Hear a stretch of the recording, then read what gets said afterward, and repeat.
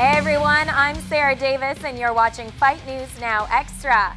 We're taking a look at the latest news in MMA as Anderson Silva ponders his next opponent, and we have the good, the bad, and the ugly when it comes to the Ultimate Fighter.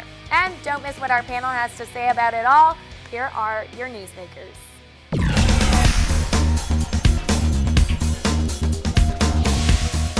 Once again, Anderson Silva proved to us why he is one of the best fighters in the world when he easily took out Stephan Bonnar in round 1 at UFC 153. But who is Silva going to fight next? It's looking like either George St-Pierre or Jon Jones, and the middleweight champ would prefer GSP because he believes that he would be a much easier fight and he'd get hit a lot less. After a successful inaugural season of the Ultimate Fighter Brazil, there will be a second season. Open tryouts were held in Rio de Janeiro on Sunday, and more than 300 athletes came out for their shot at getting into the UFC. Filming will begin later this year. Back in the United States, where TUF started, the ratings have dropped off drastically. And now that the show is in its 16th season, they've set a record for the worst ratings the show has ever seen.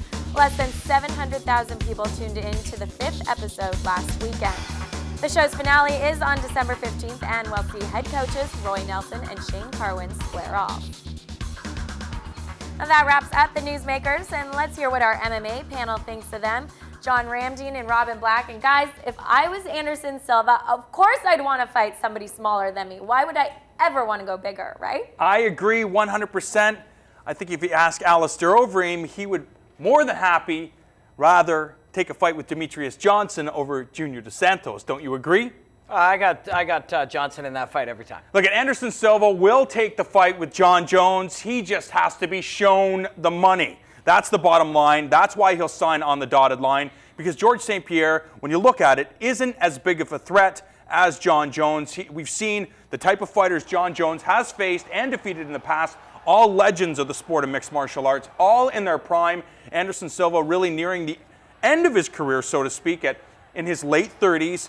Does he have what it takes to fight the top guys at 205 pounds? Anderson Silva is still one of the best fighters in the game, and he looks better every fight. I mean, in this last fight against Stephan Bonnar, that's the best he's ever looked. And I know Stephan Bonnar isn't the elite athlete, again, like some of the guys he's fought, but he clowned this man. He just played games with him, and he looked phenomenal doing it. He can still fight the best in the world. The thing is, I don't know if Jon Jones is ready for Anderson Silva. Jon Jones is still a baby in his career. He doesn't have the experience. He doesn't have the mental tests that Anderson Silva has faced. I think realistically, George St-Pierre, despite the fact that he's smaller, is more likely to mentally believe he can win that fight. Come on. Shogun, Rashad, Rampage, Vitor Belfort. Those guys aren't proven tests for Jon Jones? This is different. This is different.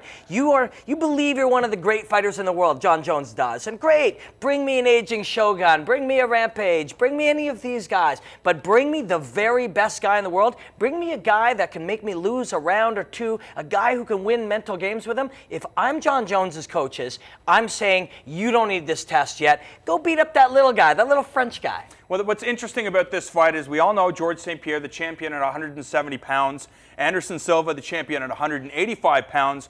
Silva says that he will not be able to get down to 170 pounds. Liar. So does it make sense if that fight can't take place at one of these two combatants' natural weight classes, instead a catch weight bout? Because really, what do you prove? Well, here's the problem. And here's the problem for all of these fights. GSP will gladly drop down and fight the 55 guy. Anderson Silva will gladly go down towards GSP.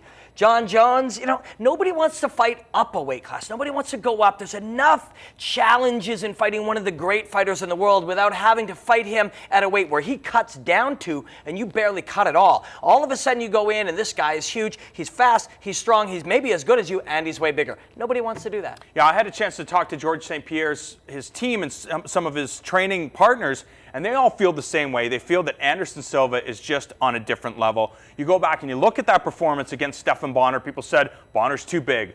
Bonner's too strong. He's going to be able to control Anderson Silva. Well, Silva had zero problems dealing with that size and strength. And I think if George St-Pierre and his team watch Anderson Silva. I think they've got to be very concerned about the problems that he presents. Yeah, like everything, it's risk-reward ratio, you know? What is the risk? Well, it could affect our legacy, we could lose money in sponsorships, we get the crap beat out of us, there's all these risks. What's the reward? Well, that reward has to be really high, like they grab bags of money and they just start throwing it at George. You offer him 20 or 30 million, enough money that he never has to worry about it again, that ungo-backable kind of money that changes your life, he'll take that fight. Of course, there is the financial reward of being in a massive fight like that, especially when you're the UFC poster boy. But it's also, as you mentioned, the legacy of George St-Pierre can somehow manage a victory over one of the most, if not the most skilled fighters in the history of mixed martial arts.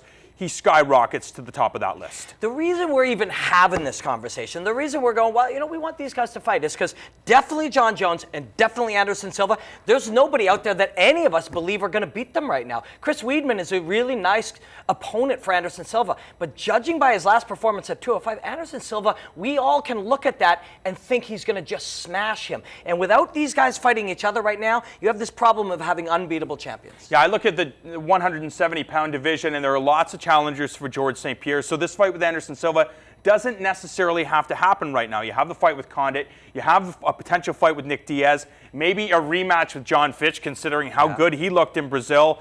There's so many fights for the welterweight champion right now at 170 pounds. I don't know if it makes sense for Anderson Silva. However, you mentioned that he almost cleared out the division. Well, you have Weidman, you have Bisping, you have a couple of challengers, but it would be more interesting with Jon Jones. Don't you agree, Sarah Davis? Anderson Silva, Jon Jones, make it happen, Dana White. Yeah, you're sounding like Dana White, but a super fight would be awesome between those two guys. Thanks for that, John and Robin. Okay, so not only can you catch the latest fight news with us in studio, you can also find it on our brand new iPhone app. We have all sorts of headlines on there, as you can see. You're just scrolling through them. And all you have to do is download the Fight Network app from your iPhone's app store. Now, when you're online, you can find our website at fightnetwork.com. Thanks for joining us. We have a recap of Bellator 76 coming up next.